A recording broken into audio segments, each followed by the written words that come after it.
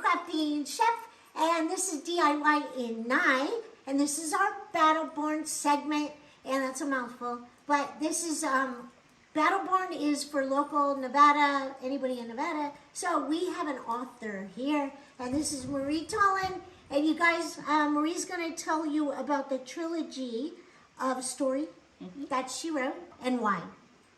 Okay. Okay. Are you ready? I'm ready. I wrote the trilogy under Ann Nelson, and I did that for a reason.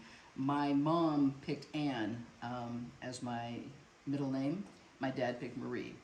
And I wasn't born under Nelson, I was adopted. And so it's an homage to my mom and my dad they take my middle name and my true last name to make that as my nom de plume.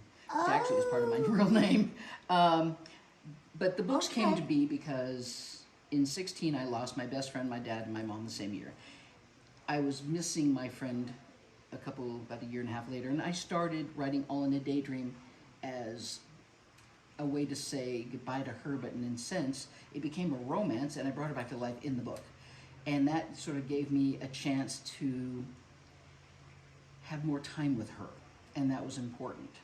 My main character is named Rebecca, and the reason her name is Rebecca is my mother's original name for me when she adopted me was Rebecca Lynn, and my dad said, hell no.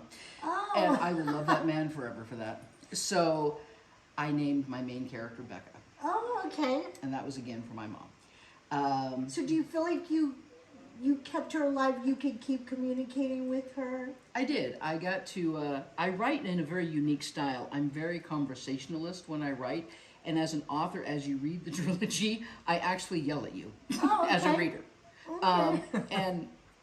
And basically it's because if you forgot what happened in book 1, I yell at you in book 3. Because you should know that. But yeah, it was a way to keep her alive and to tell stories that I remembered all through the 34 years of her being my best friend. Okay, so some of this is true. Some of it is true. Some of it is true. But every author has to put a bit of themselves in this. Right. So my heroine is in her 50s. She doesn't really believe that much in love until she meets a very nice man in his 40s who built his own multi-million-dollar yacht and takes her on a cruise to Alaska. And she falls madly in love with him, but she doesn't know if she can trust it.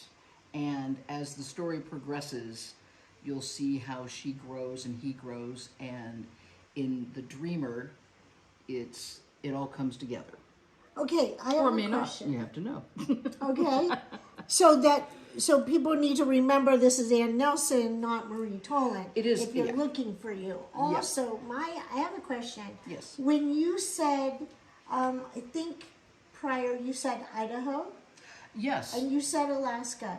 Now are these two states in here because they have significant meanings to you? Yeah, I grew up in northern Idaho. Actually, I grew up on Ponderay Lake, just outside of Sandpoint. My family had a cabin there, and that's where this book starts. I'm sitting at the dock of that cabin. So some of this is true to my life. Please do not think that I'm Becca. I'm actually the snarky writer, but there is a bit of me in there. Dreams Come True starts where this one ends. So you have to remember that's why it's a trilogy. I lived in Alaska for 24 years. So not putting Alaska into the book would have been just shameless. And again, I met Mary in Alaska.